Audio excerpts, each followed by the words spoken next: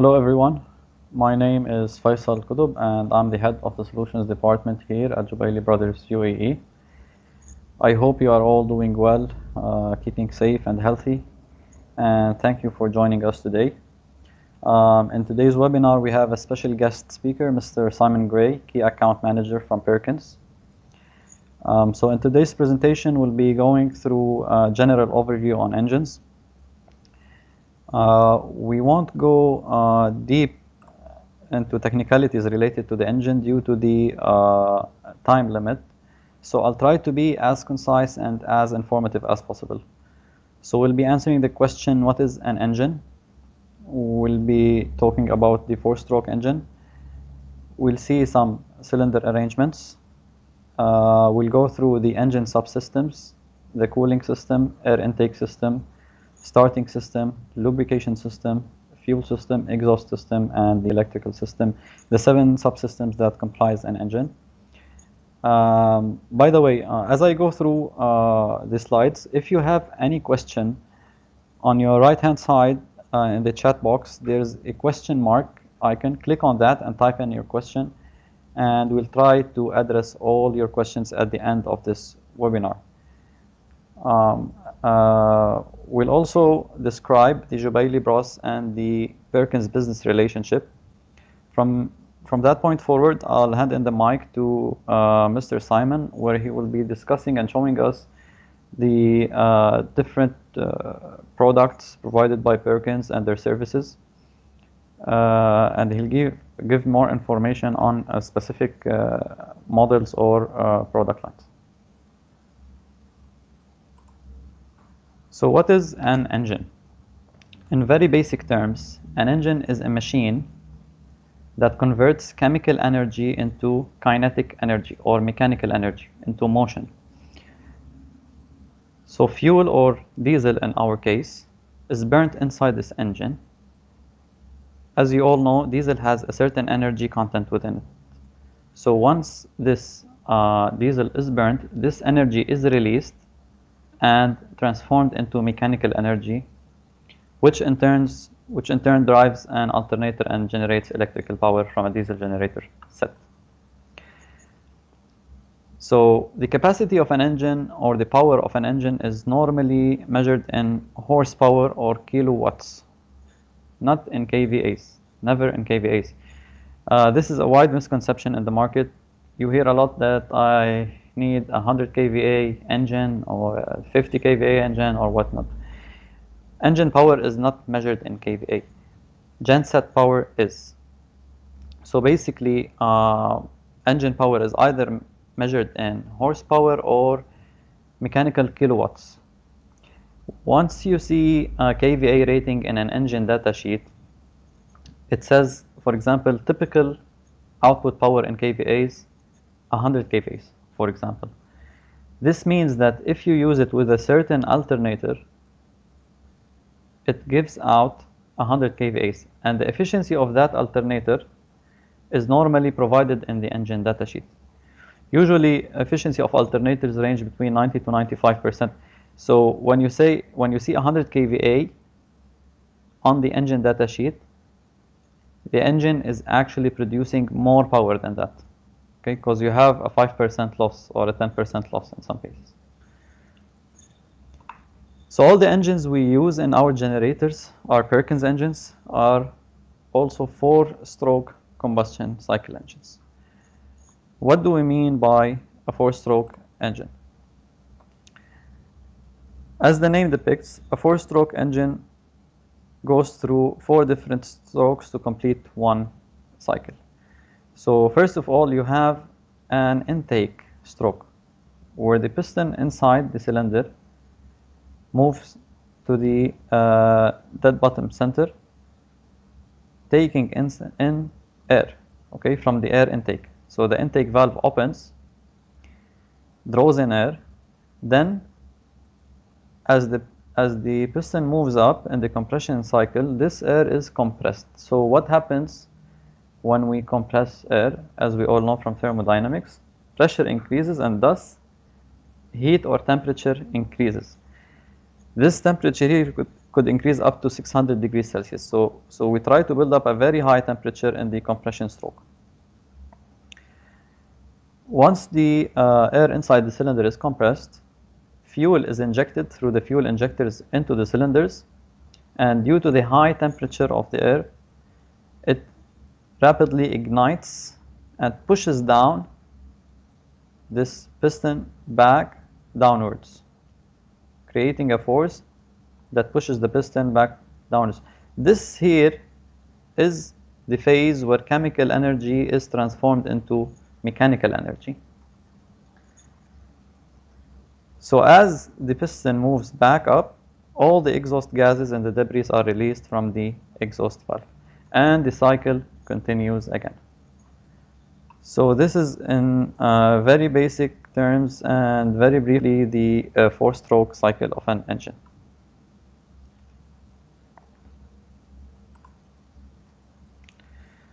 So what we see here in this slide are different cylinder arrangements. So cylinders can be arranged in one of three ways, which we'll see right now. An inline type, where you see in the picture, the cylinders are arranged in a line in a single bank. Then we have a V formation or a flat formation, which is also known as horizontally opposed or a boxer formation. Let's see in the upcoming slide the different formations. This here is a V-type cylinder formation. So the cylinders are arranged in two banks, as you can see, set at an angle to each other, like a V shape. And this angle might differ depending on the engine model or the manufacturer standard. There's also a flat type, where also the cylinders are divided into two different banks at opposite sides. This is very rare. Actually, none of our engines or the Perkins engines that we use have this flat type formations. So it's either an inline or a V type.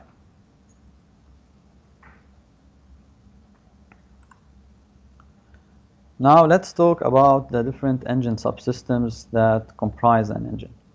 So an engine has a number of systems that help it convert fuel into motion or chemical energy into kinetic energy. Most of these can be implemented using different technologies, and better technologies can improve the performance of the engine. So any improvement or advancement or modification in any of those systems might lead up to better performance of the entire engine.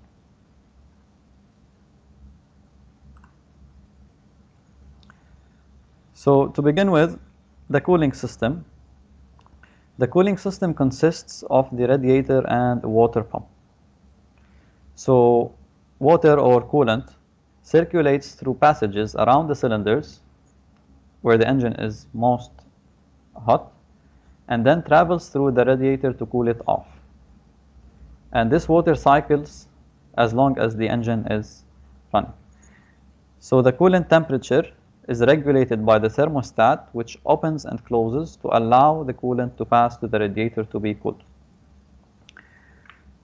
This is very similar to the cooling of the engine in your car, let's say, for example.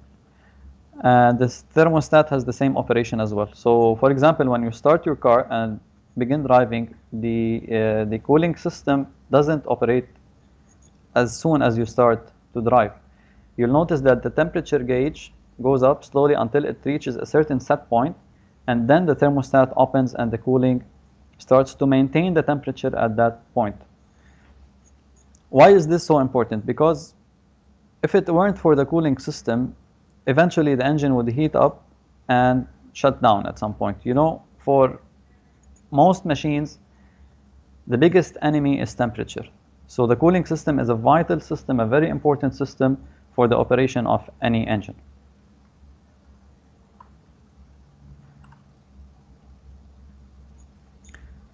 The air intake system, again, another vital system for the engine operation. When we talk about air intake systems, normally there are two approaches: a natural aspiration or turbocharged engines. So what's the main difference between those two? In naturally aspirated engines, air flows through the air filter and directly into the cylinder. It's just like saying or comparing it to natural ventilation, for example. You can open your room window and allow air to flow in naturally, or you can force it in using a fan. So naturally aspirated engines are engines that breathe through natural air intake. Okay, so no forcing of air into the engine or no compression of air into the engine. In turbocharged system engines, the air is first pressurized so that more air or air-fuel mixture can be squeezed into each cylinder to increase performance. So why is this important? As we mentioned when we were talking about the strokes, the 4 strokes of the engine, we need an air-fuel or an air-diesel mixture to release or to burn this fuel and release the energy. So the more air or the more fuel we take into our cylinders, the more the energy release, the bigger the combustion. Okay, so this is the whole point behind having a turbocharged system. All we're trying to do is to add more air into these burning chambers inside the cylinders. So the turbocharger uses a small turbine attached to the exhaust pipe to spin a compressing turbine in the incoming air stream. So we use the exhaust from our engine to drive the turbocharger, and I'll explain this in more detail in the upcoming slide. Okay, so this might be clearer for you. Let's have a look here at this engine cylinder. So in our exhaust stroke, the last stroke, exhaust is released through the exhaust vent or the exhaust pipe. In a naturally aspirated engine, this exhaust is released into ambient air. However, in a turbocharged system, this exhaust goes into the turbocharger, the one we see here. It spins a turbine wheel before it's let out of the discharge port. So as it rotates this turbine wheel, which is coupled to a compressor wheel, ambient air entering from this side will be compressed and driven back into the air intake of the cylinder. So we're typically putting in more air into our cylinders. Now, we mentioned before that whenever we compress air, it heats up, the temperature rises. And what we really need in our engine cylinders is for cold air to come in for a higher efficiency of combustion and better temperature or energy exchange with that. So, for that reason, this compressed air flows through a charged air cooler before going into the engine cylinder.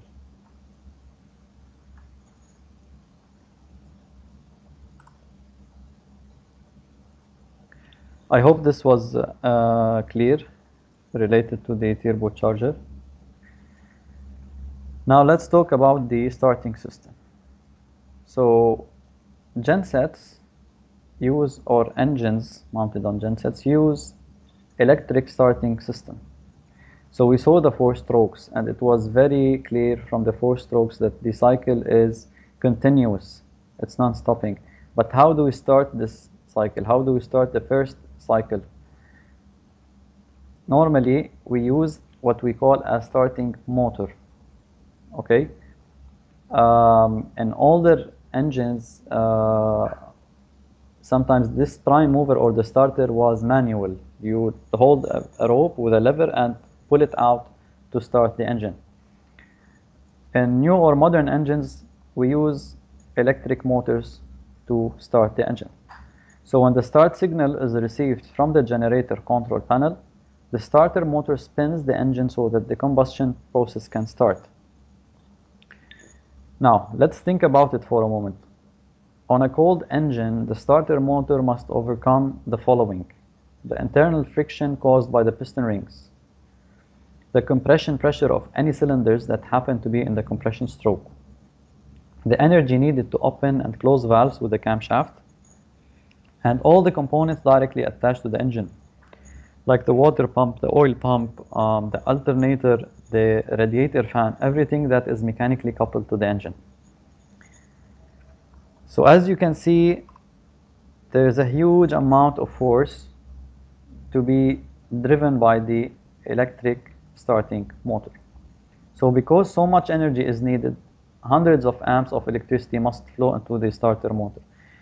When we talk about cranking current, we're talking about something in the order of 500 amps, 600 amps, even in some engines up to 700 amps and more.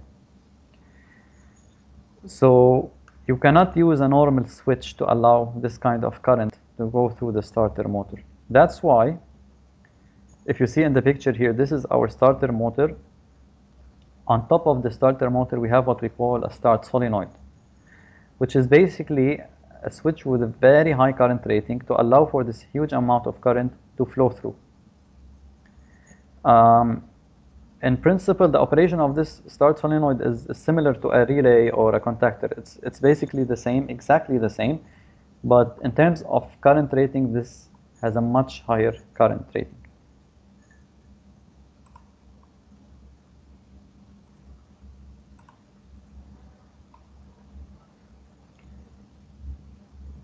Lubrication system, also vital for engine performance and engine operation. Why? Due to the huge amount of friction and the moving parts in an engine. So on most engines, the two main parts needing oil are the pistons and any bearings that allow parts such as the crankshaft and the camshaft to rotate freely. So any part that is moving or having any friction with another part of the engine. So in most engines, the oil is sucked out by the sump, from the sump by the oil pump, passed through the oil filter to remove any debris or contaminants from that oil, and then it's squirted under high pressure onto bearings and the cylinder walls. All of this oil then trickles down into the sump, collected back in the engine sump, and again the cycle repeats. So this is also very important for smooth operation. It also affects temperature control of the engine.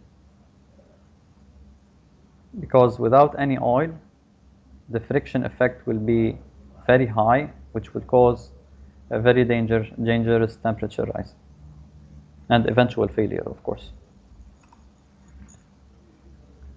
The fuel system, definitely our engine wouldn't run without fuel, just like it wouldn't run without air or cooling or lubrication. So the function of the fuel system is to store and supply fuel to the cylinder chamber where it can be mixed with air, vaporized and burned to produce energy. So basically you have a fuel tank, which is your storage. You have a fuel lift pump in the engine, which pulls out this fuel from this storage tank, drives it through the fuel injectors and into the cylinders for it to be mixed with air, burnt, and to produce energy.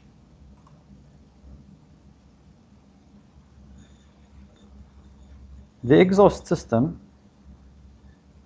Now this is very simple. The exhaust system includes the exhaust pipe and the silencer. When we talk about silencers, there are a variety of silencer types or grades, as we call them, with different noise attenuation profiles. For example, we have the industrial silencer, the residential silencer, critical grade silencer, hospital grade silencer, supercritical grade silencer. All of these are different types of silencers with different attenuation profiles. Just to give you an idea, for example, when we talk about industrial grade silencers, we're talking about an attenuation of around 18 dB. When we go up to residential, this attenuation goes up to 25 dB, and so on and so forth.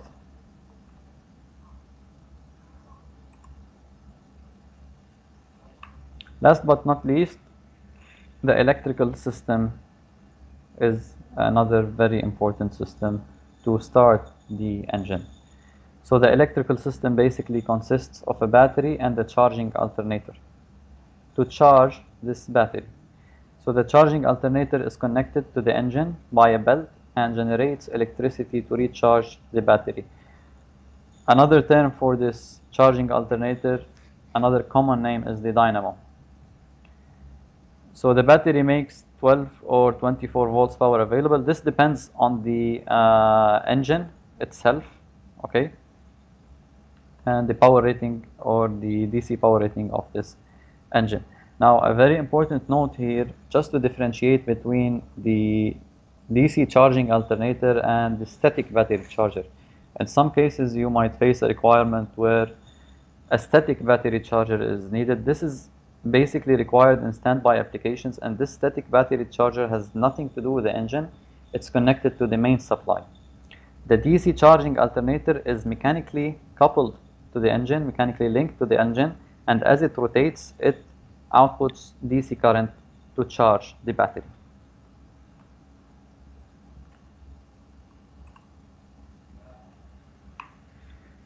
So all of our engines are Perkins engines. What you see on the slide right here is a Perkins certificate provided to Jubaili, saying that Jubaili Brothers purchases genuine Perkins engines of the following series to be used as the power source in our generator sets. What you see on the right side here is a self-service OEM certificate given to Jubaili Brothers, and I believe Simon will give more details related to self-service OEM, and he'll explain exactly what is a self-service OEM. This is it for my part. I'll be answering any questions by the end of the webinar. From this point forward, I will hand in the mic to Simon.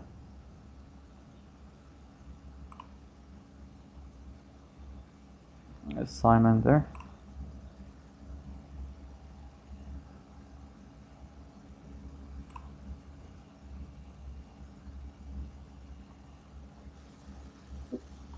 Hello, Simon. Can you hear me? Yes, we can. Right. Right. So, doesn't seem to be transferring presentation.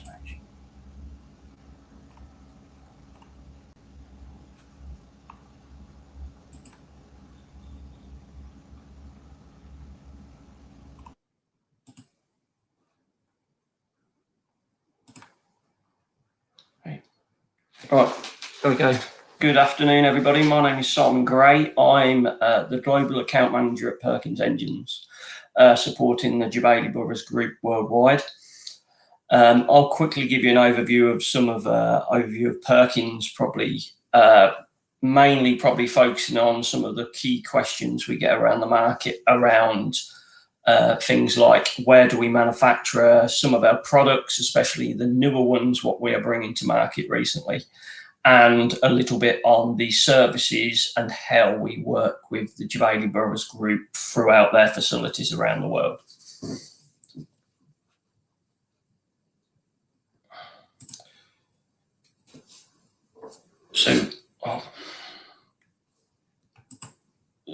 So quickly, as people may know or may not know, Perkins has been been around since 1932. Basically 88 years through many different things. I won't bore you with the total history, but generally things have moved on. Some of the key milestones in our history probably is very much around, people may know, in 1998, Perkins Engines Company Limited was acquired by the Caterpillar Incorporated. So it is part of the Caterpillar Group, but it is a totally independent brand and managed independently, and has been since 1998.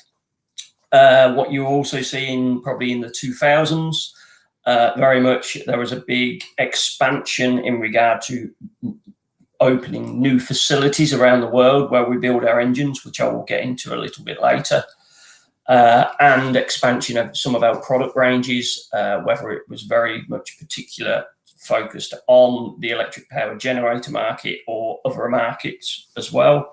And then you will see in the recent history is that we are beginning to not just focus on engines, it is very much about the total solution of what we can supply.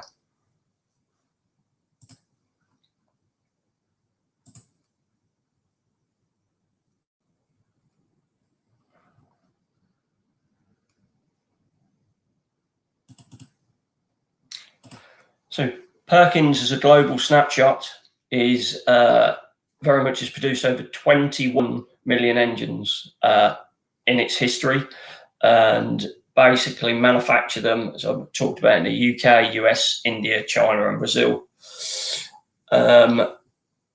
We very much now are very much a global company, and we keep expanding that. And even with our distribution network, which has over 35,000 outlets, and we also sell engines in 2 brands. So when you talk about Perkins, we also have Caterpillar, but not for the generator market.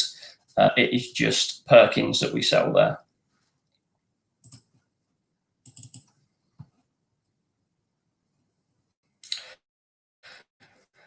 So today we'll be very much focused on just the electric power market for generators, but Perkins do build engines for many other types of applications around the world, a total of around 5,000 in total, in agriculture, material handling, construction, and industrial, which is just the random sort of other types of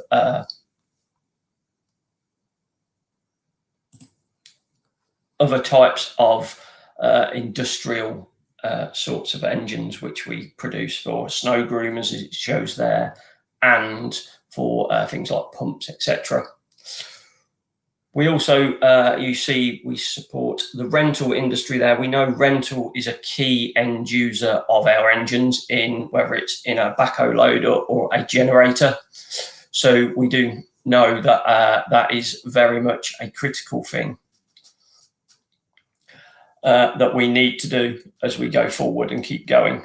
So we keep having teams very much invested in that, even though it's not just about selling engines to the rental industry. We do not sell directly.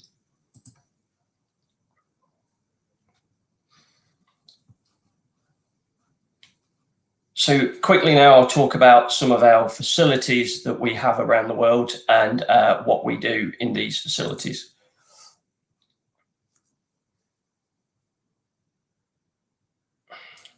So with our facilities, we build diesel engines, but one of the key things is all about sustainability and what we do with these facilities. So we're always got interest in preventing waste, making sure that our services and solutions are always removing as much as possible. So keeping things down, like fuel efficiency at our facilities, power density on the products, extended service intervals and things like that going forward.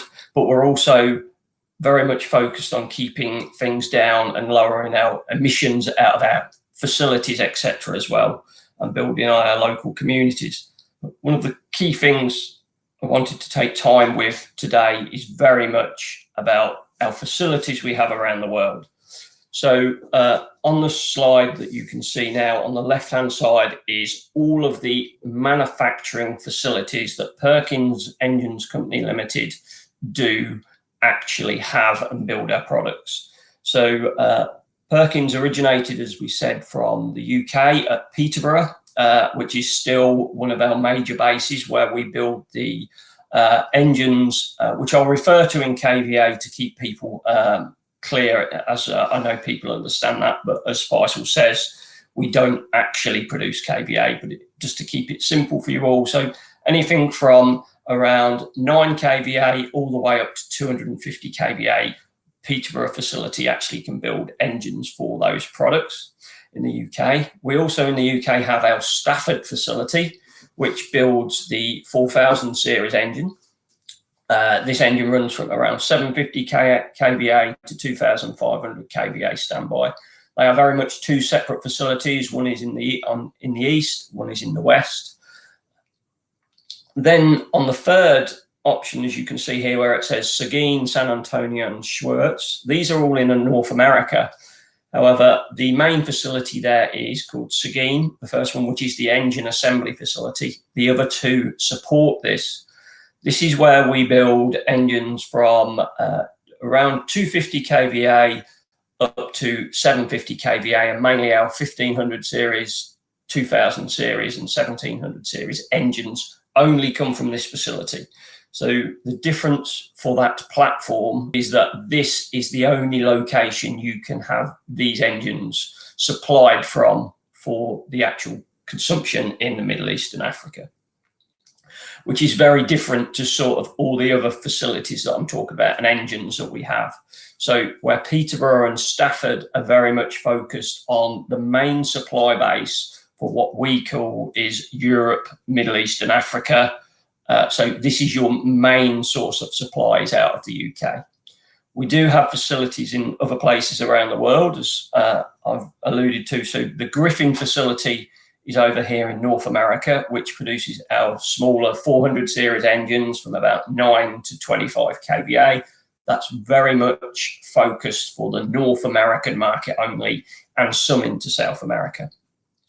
The same with Curitiba, that is in Brazil down here, which produces mainly our 1100 series engines ranging from 30 kVA to around 200 kVA. But again, all of those engines from those two facilities are focused for the Americas market only. No engines get exported to the rest of the world.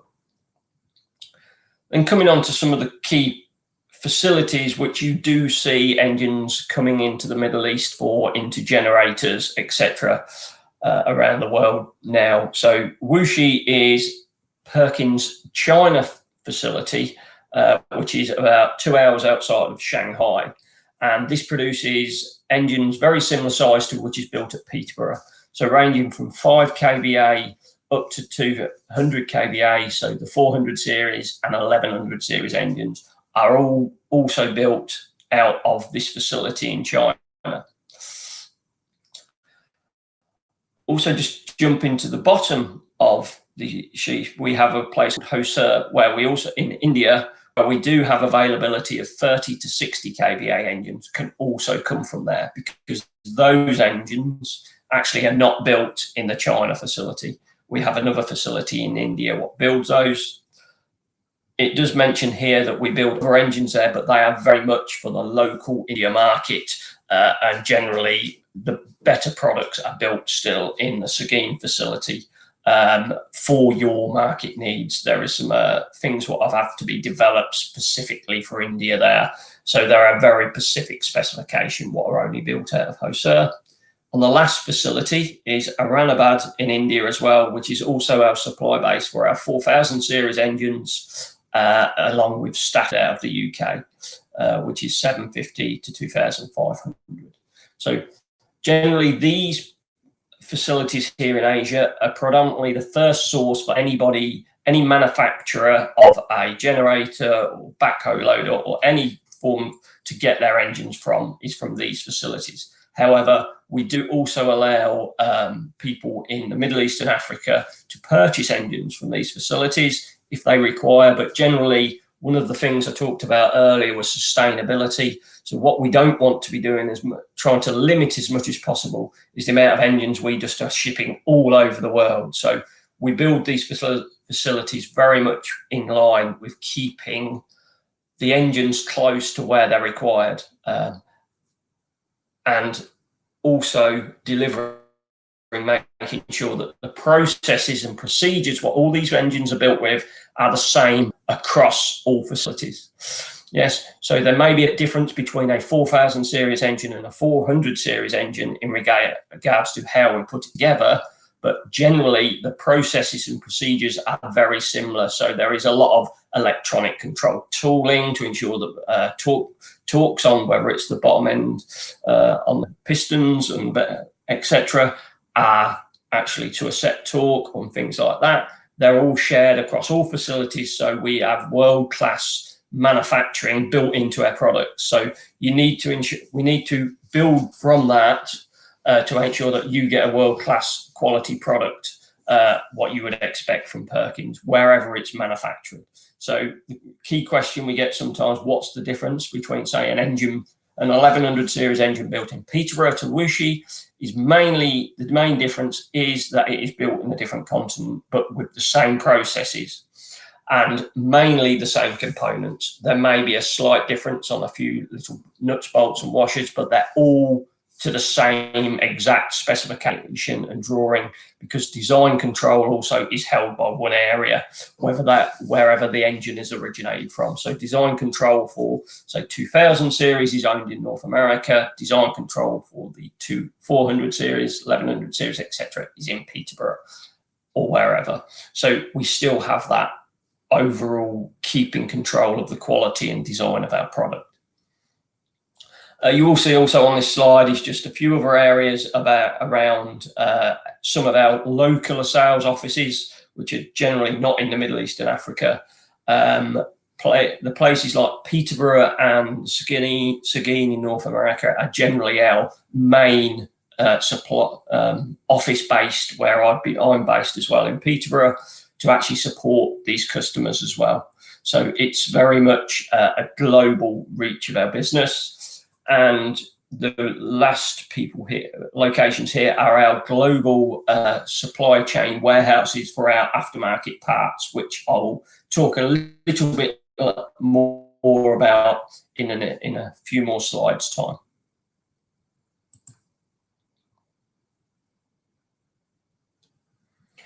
So I'll quickly flick through now. I'll talk about our products and very much focus on 2 or 3 of the key products that we've introduced in the last 1 or 2 years to the generator market. So as I've talked about generally about in the manufacturing base, we have 400 series to 4000 series products in our range, which is the biggest range in the Perkins offering. So if you have an industrial engine for a backhoe loader, etc., we do not have this sort of massive range that we have here in power output. These are very much focused on the electric power generator market. Some of the new products, as it shows here, which we've introduced, and if you've ever been to the Middle East Electricity Show, etc., you would have seen these engines on our stand in the last 1 or 2 years. But I just wanted to quickly remind people of what expansions we've made in our lineup and why.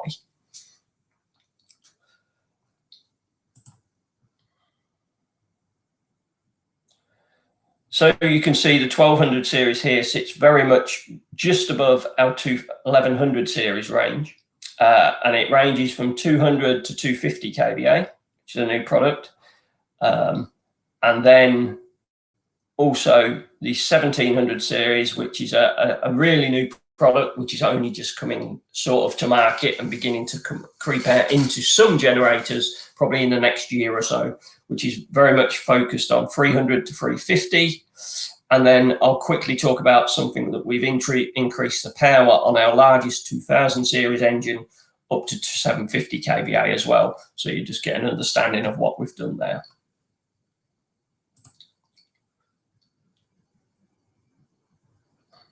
So the 1200 series product that we have is being built out of our Peterborough facility. And what you will see here are some of the comments that we've made in regard to the design philosophies and what we're trying to do. It's very much all around compact package and making things smaller so people can keep smaller canopies and things like that to actually try and keep costs down, but then delivering more power as well. That is a challenge, but it's one of the things that we're trying to deliver, and you'll see is consistent across all of these platforms that I'm going to talk about now. It's consistent as well in the Middle East and Africa. Generally, we are not driven by legislation for engine emissions. What basically means is there's legislation in countries where we have to keep the emissions out of the engine a lot lower. But these platforms have also already been developed in regard for those actual territories. So you know that we've actually developed the core product here. It has many, many thousands of hours on it, which I'll talk about in a moment. Key benefit also here is trying to keep service costs and that to a minimum. One of the key advantages is here, there's no requirement to touch any of the tappets, valve clearance on this engine. It's all hydraulically done, so there's never any requirement to actually do that. That also helps with noise, keeping noise down, actually limits the cost of the generator with the noise attenuated products, etc. And always, as we have to keep focused on in the generator market, we're trying still to deliver good fuel consumption, low oil consumption, and competitive load acceptance. One of the challenges we do always have is that a smaller product is always going to be the first trade-off is always load acceptance, but keeping this as good as possible to actually meet the market needs. So what we have done here very clearly is what we call is deliver a high power density engine up to 250 kVA. It's also available in 200 and 225 kVA, and is available in what we call higher emissions products. So there is what we call a tier-free, stage-free product here. It's a slightly different specification in regard to product we deliver to the market. However, it is available if somebody wants to have a greener product, but it's not legislated generally in the Middle East and Africa as a requirement. We're still delivering competitive performance, which we talked about with fuel consumption, low oil consumption, etc. But to back this up, we do have proven reliability on the core. When I mentioned this engine was already in service in other types of application, which are for sort of Europe and North America, we have proven that this core has over 210 million hours of running, which we have recorded in our system. And there is over 178,000 engines in the field when this presentation was put together, probably about a year or so ago. So that had only been more now. So we're already building on that base of the core. This has just been tailored in the last 1 or 2 years towards the electric power generator market. Before I move on, I guess from a Jubaili point of view, that engine is already available and installed into generators that they produce today, whether it's out of Dubai, Lebanon, or Nigeria. Moving just quickly on to 1706. This is a fairly new engine that we brought to market about 6 months or so ago. This is very much in the early stages of, you probably would not have seen these in too many generators out in the field currently. But over the next year or so, I would expect you to start seeing and having more conversations that this is the key power source for 300 to 350 kVA. So very much on the right, I won't go through you again, but very much the same concepts as the 1206. Reduced package size, very much good to be same platform to do different levels of emissions, keeping the noise as low as possible. And one of the key things we have here is there is an improved ambient capability compared to our 2206 at 350 kVA. So from a smaller package and an improved capability of ambient, which is always good for you guys, especially in the Middle East when it gets to the hot temperatures of this time of year. So key thing is here is that this is a 9.3 litre engine to deliver 350 kVA. Generally, our older 2206, which is still available, is a 13 litre engine, so a lot bigger displacement. But generally, we're delivering a lot more competitive product with a little bit more improved performance. And if you have requirements for other global emissions, that is available as well for those markets in different specifications.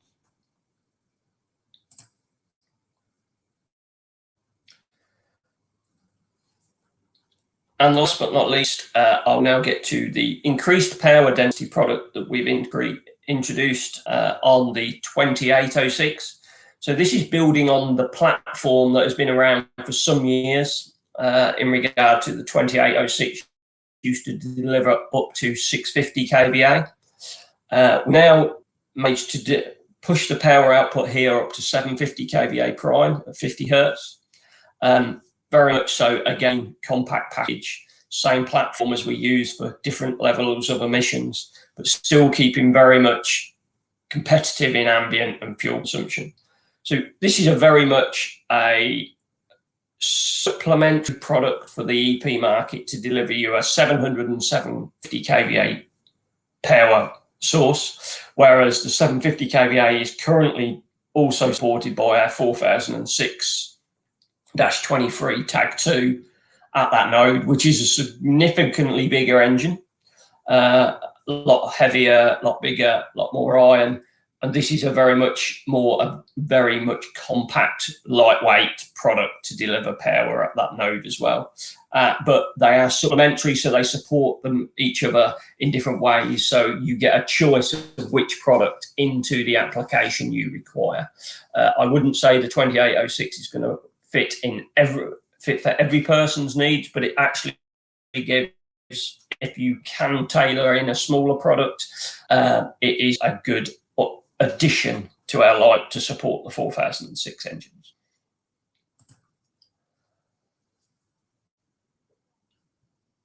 So now I'll quickly move on to the last sort of part of the quick presentation I'm doing today. It's very much focused on the aftermarket support, the flexibility of it, and some of the things that we offer to market, and probably how Perkins and how we have our relationship with Jubaili Brothers, which is different to most of the other customers we have in the power generation market. So the key thing is, Fayssal mentioned earlier about self-service OEM. What does a self-service OEM mean? Well, generally Perkins' route to market when it comes to all our engines is to be serviced via our distribution network around the world.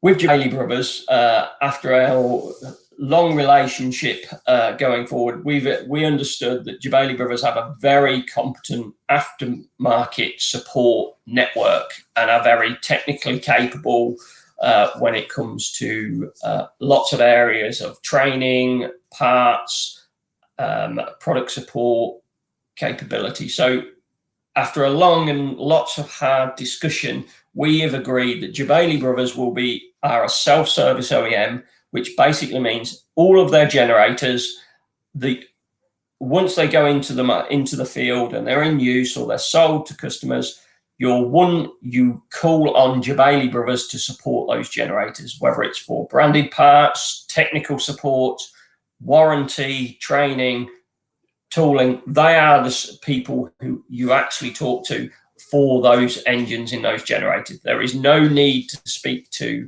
the Perkins distributor. All of those generators are supported directly via the Jubaili Brothers team, whether it's in any of the territories or any of their dealers, etc., which are trained up and made capable by the training team at Jubaili, who are all like certified trainers, etc. They are directly there into our warranty system to manage the warranty if required for any products. They have the branded parts, branded genuine Perkins parts in the Marco brand, which are there to support you. And I will talk about some of the parts in a moment. As I said, training and tooling they have available as well to support any of your needs. But this is a key differentiator between Jubaili Brothers and all other real OEMs or customers that we supply engines to, whether it's directly through our direct accounts like Jubaili Brothers or through our distribution. That is the differentiator, what we have allowed Jubaili Brothers to do.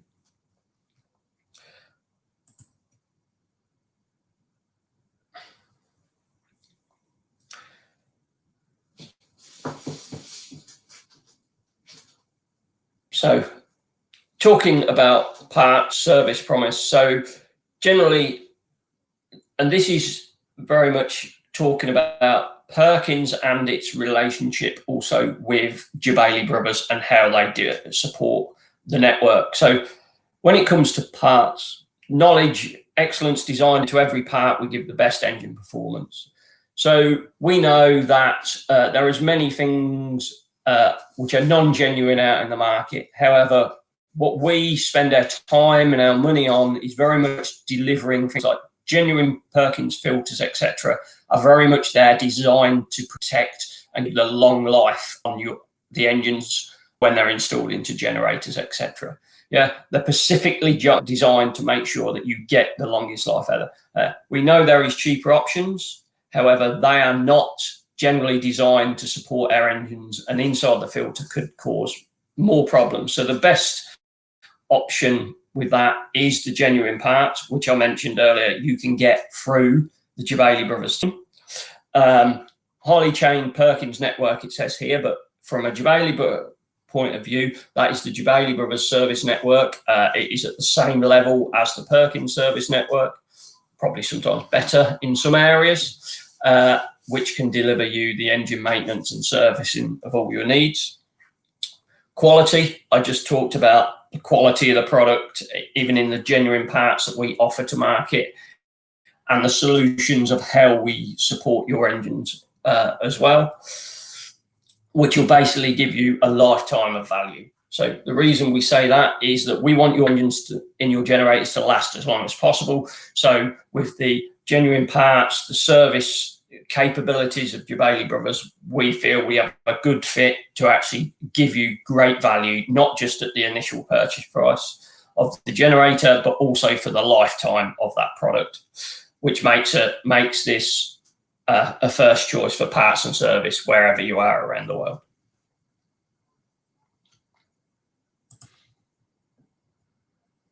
So I have a couple of things now which are very much solutions that you guys can use. You may know about, they've been around a while, and different things. So there is something called the Perkins My Engine app.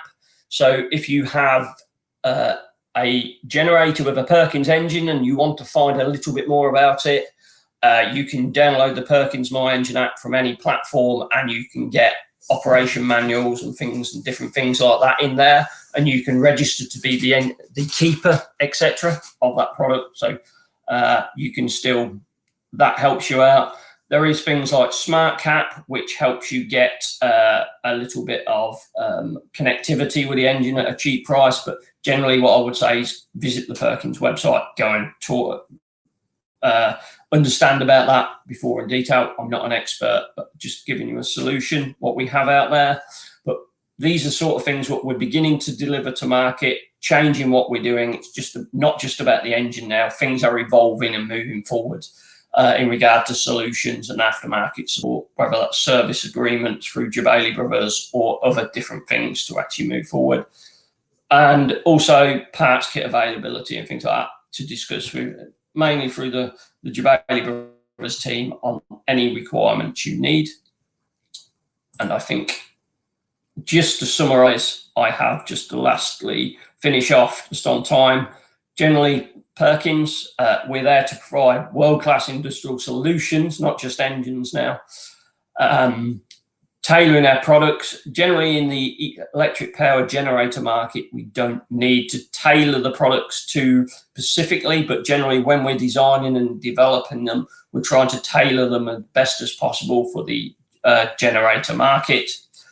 Our manufacturing footprint around the world is to try and keep us sustainable and close enough to the actual end users' requirements, or the manufacturer of the generator's requirements there, at a consistent process as well. So, and that is key, I guess, when people ask us about the difference, and I did mention it earlier, when we build our engines, they are all the same quality, whichever facility from around the world. And just to remember, we deliver engines for emissions and performance, the right engine solution in over 800 different types of application. I know we're talking, as I keep saying, electric power generators here, but there's very many different things we discuss there, have available. And I think that is my last slide. So I think I'll pass back to Fayssal and see where we go.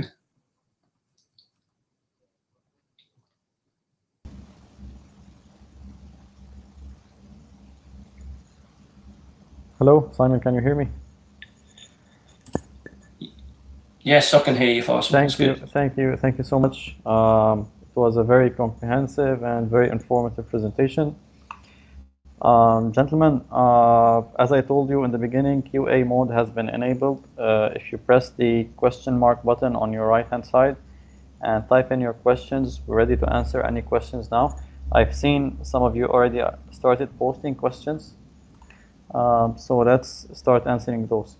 So Mr. Tariq is asking, as per datasheets of jet generators, the output rating are presented at 25 degrees Celsius and 30% relative humidity. So what will be the duration percentage when using gensets at 55 degrees ambient temperature and humidity above 90%? This is an excellent question. I've talked extensively about duration and duration factors in our first webinar. However, I'm going to address this again right now. It's true, the nameplate says 25 degrees Celsius and 30% relative humidity, but this is basically STC, or as we call it, standard testing conditions. This does not mean that the engine wouldn't operate at 55 degrees Celsius or more, the engine or the genset, of course. However, you're right, duration does apply. Many engines, however, many Perkins engines do not experience any duration at 55 degrees Celsius. Zero duration.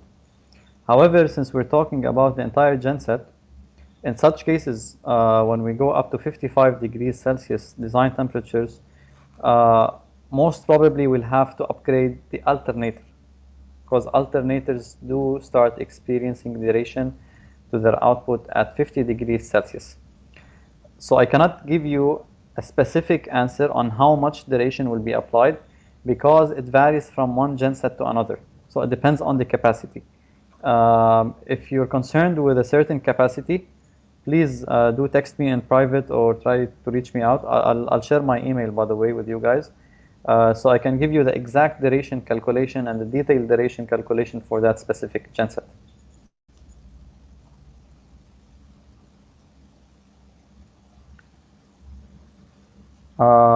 Mr. Latif is asking, please, what is the minimum and maximum load to give a generator operating as standby and prime power source?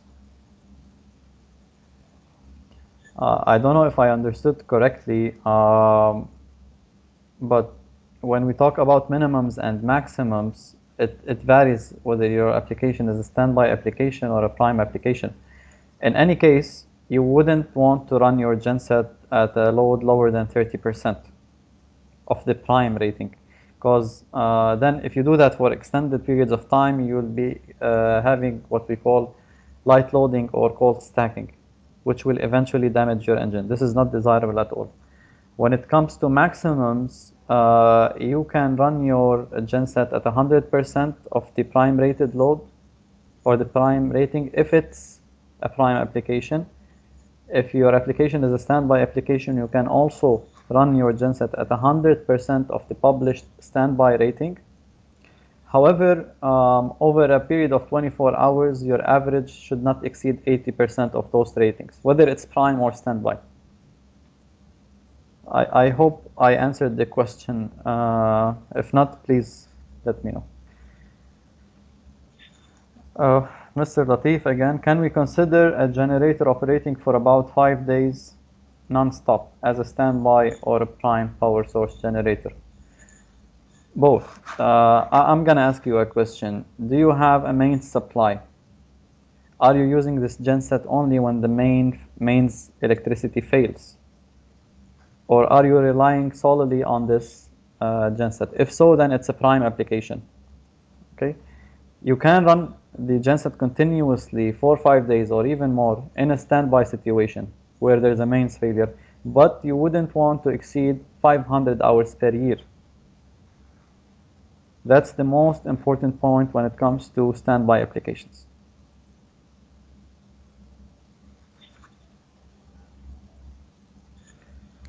Abu Bakr is asking, among the types of cylinder arrangement, which one is more abundantly used, more smoothness and less manufacturing cost? It depends on the engine capacity. It depends on the engine capacity. The most common ones are the inline arrangement, and normally we see those for smaller engine sizes. However, when you go with bigger engines, you'd see that the most common is the V-type arrangement.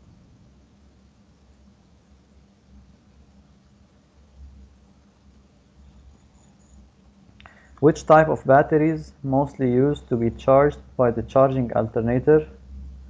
Also a question posed by Mr. Abu Bakr. You can use different battery types in gensets to be charged by the charging alternator. However, the most common one is a sealed maintenance-free lead-acid battery. Now, I'm gonna go a bit into detail here. When you use other types of batteries like NiCad or LiPo, these batteries are very sensitive to voltage, and DC alternators might not give like a fixed output voltage, and these batteries have a CCCV characteristic, which is constant current, constant voltage characteristic that you cannot play with. Normally, these batteries come in with a protection chip, a protection circuit to protect those batteries from any fluctuation, whether in voltage or current. But we're swaying off the topic right now, and we're going into more details related to batteries. But just to answer your question, the most common batteries used with gensets are sealed maintenance-free lead-acid batteries, because they have the least sensitivity to voltage fluctuation. How to calculate genset size, which will working at electrical pump operates as direct online? A question posed by Mr. Muhammad Mustafa. You see, when you have a direct online pump, normally the starting current could reach 6 or 7 times the running current. Now, that does not mean that the generator should be 6 or 7 times the capacity required for the pump in the running stage. It's a very complicated subject what you've raised. It's an excellent question, by the way, and we've done a complete webinar on genset sizing. I'd rather to address this topic separately, because really it's very it's not as simple as you might think. It's not 1 + 1 = 2. It depends on the pump rating. It depends if the pump is loaded. It depends if the pump is an intermittent or not non-intermittent. So I'd rather we address this issue later on, probably in private. If you can share your email address with me privately, I'll contact you. Are your engine parts replaceable by any other OEM parts? I'm gonna leave this question for Simon to answer. Okay, so our recommendation is that you use Perkins genuine parts to get the maximum life out of all of your engine. When you say OEM parts, I'm guessing you're talking maybe things like other branded parts. We have no connection to any of those parts, so our comments are that you should always use Perkins genuine parts. May I add, Simon? I believe if you go with other manufacturer spare parts or service parts, I think this would void your warranty, if I'm not mistaken. Could it? It can do as well, yes, depending on how old the engine is. If it's in the warranty period, yes, it would. So it's always recommended to go with genuine spare parts.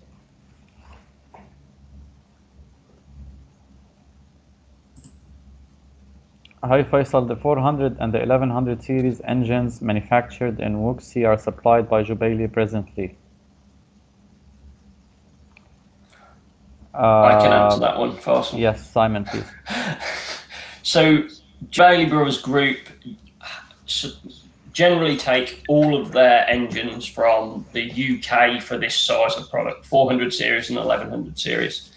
However, they do purchase a small quantity of engines from Wuxi, especially probably in Dubai, if it's to support any requests that customers may have. But the primary supply for over 95% of all engines come from the UK for 400 series and 1100 series into Jubaili for us.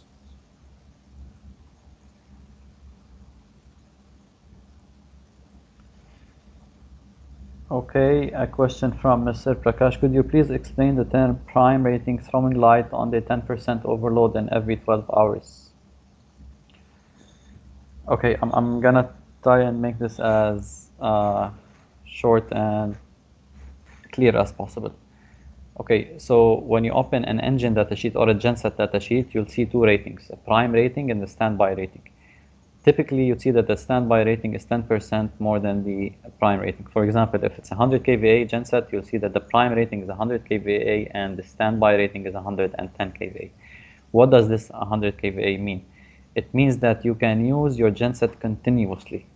Okay, so this is the first point when it comes to prime rating, continuously. And typically in a prime application, you don't have mains. So your genset is not there as an emergency power source.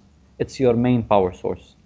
Okay, so you can use it continuously, and you can go up to 110% load of your prime rating for 1 hour every 12 hours. So if your genset is rated 100 kVA prime, you can go up to 110 kVAs for 1 hour every 12 hours. But you have to make sure that over a period of 24 hours, your average load is equal to 80% of the prime rating. Definitely your load is variable. If you're connecting your genset, let's say if it's not a base load application, if you're connecting your genset to a building, you have elevators coming on and off, you have lights coming on and off, you have power loads, appliances coming on and off. So it's definitely not a constant load, it's a variable load. So you need to make sure that the average over 24 hours is not exceeding 80% of your prime rating, which is 80 kVA in this case. I hope I answered your question.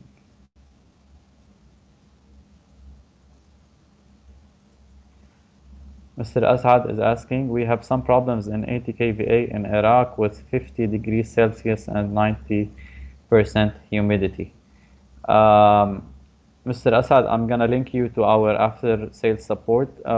Daisy, please, if you can take Mr. Asad's contact details, we'll share it with our after sales support, and they'll try to advise you and tell you what exactly might be the problem. It might not be related to ambient temperature or ambient conditions, by the way. In case if it's out of warranty, then are the parts designed so that they match with other OEM parts in case someone don't get Perkins parts urgent basis? So the quick answer to that is no. Perkins design our parts for our engine. We have no control of any other OEM parts in the market. So that is why we always recommend Perkins genuine parts, whether it's inside or outside of warranty. I'm gonna add something to this. Mr. Raj, if you purchase your genset from Jubaili Brothers and you have accessibility wherever the country is you're buying your genset from to Jubaili Brothers, we do have all spare parts as X stock. We never run out of spare parts. So I don't think there's any case where we weren't able to supply spare parts on time,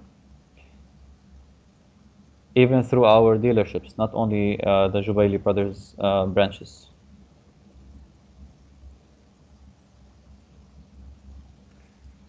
Like comments on the so Mr. Raj is asking again, what makes Perkins engine superior to other premium brands, like comments on the basis of efficiency or design or parts replaceability? I'm gonna leave this to you, Simon, to answer.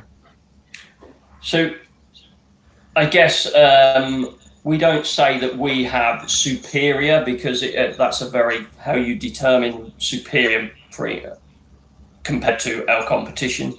We feel that we develop very much a good solution which supports the market's needs in as many areas as possible, whether that's fuel consumptions, parts availability, etc., etc. So we feel that it's good to have competition, so that keeps us generating and moving our products. So if we didn't have the likes of other brands like Cummins, etc., changing and moving the market forward, we wouldn't necessarily feel the need to change some of our products and move them forward and make them more efficient, etc., etc. So competition is always good. I'm not going to say that our engines are superior to Cummins. I'm not going to say that theirs are better than ours. I think it's good to have competition in the market, and we keep effectively modifying our engines to actually make sure that they are market competitive in all areas of the business at all nodes, and we'll continue to do that going forward as well. Thank you, Simon. Abu Bakr is asking, Mr. Simon, I need more light about the relationship between the series range of power engines and their ratings. Are they directly proportional? I'm not totally clear on what you're referring to, but my recommendation is if you need more detail on the engines themselves, I would visit www.perkins.com and look at the appropriate engine and whichever power ratings they have. If it's you're more detailed about the engines and inside a generator, I'm guessing please contact Fayssal and that they can talk to you more about the engines inside the Jubaili generators, etc., and the ratings which you require. Absolutely, yes. Abu Bakr, I can share with you a list of the various engine series with their corresponding kVA output. So that's very simple. Hi Faisal, could you spell the fuel consumption details, liters per hour for 20, 30, 60, 100, 250, and 500 kVA sets of Perkins versus a common set for similar ratings? I can do that, but in private, no problem. I can share with you the Perkins values, but not the Cummins, because I don't have access to their data sheets, to be honest. So I can share with you the data sheets of 20 kVA, 30 kVA, 60, 100, 250, 500 for our gensets powered with Perkins engines. You can ask Cummins for their Cummins data sheets.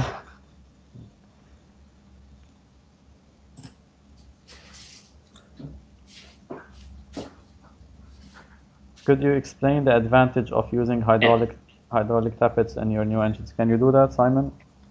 So one of the quick and simple comments on that is the lifetime of cost. They are maintenance free, so you no longer have to adjust tappets at service at any point. So the clear benefit is there in the aftermarket of supporting your downtime of your product. There's no requirement on this engine to ever adjust tappets, so the service time is limited or lowered for these engines compared to others where you do have to go in and adjust tappets.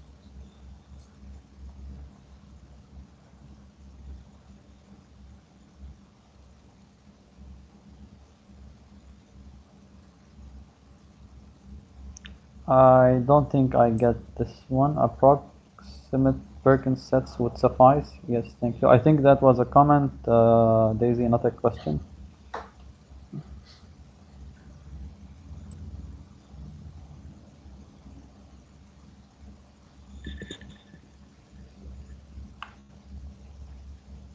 In standby operations, I noted that 800 kVA gensets cannot take about 80% load at a go, but the other engines could. Please comment, Mr. Peter. This is not related to the rating. It's not related to prime or standby. This is related to a single step load. Now this varies from one engine to another. Some engines can take 80, some can take 76, some can take 90. Some of them can take 100, but a very few engines can do that.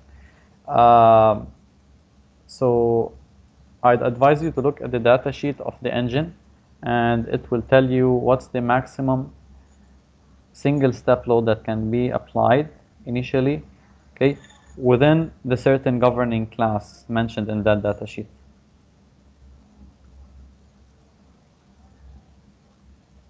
So just for your reference, if this is a requirement, if this is a user requirement, it should be clearly mentioned to the genset supplier, whomever it is, whether it's Jubaili or anyone else. It has to be mentioned to the genset supplier for him to do the proper sizing.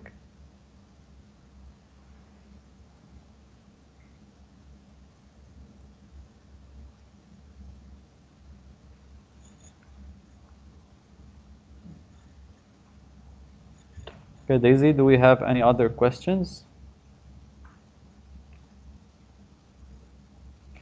Okay, gentlemen, we'd really appreciate it if you can take some time to fill in the survey. And once you do that, automatically you will be receiving an attendance certificate of this webinar to your registered emails.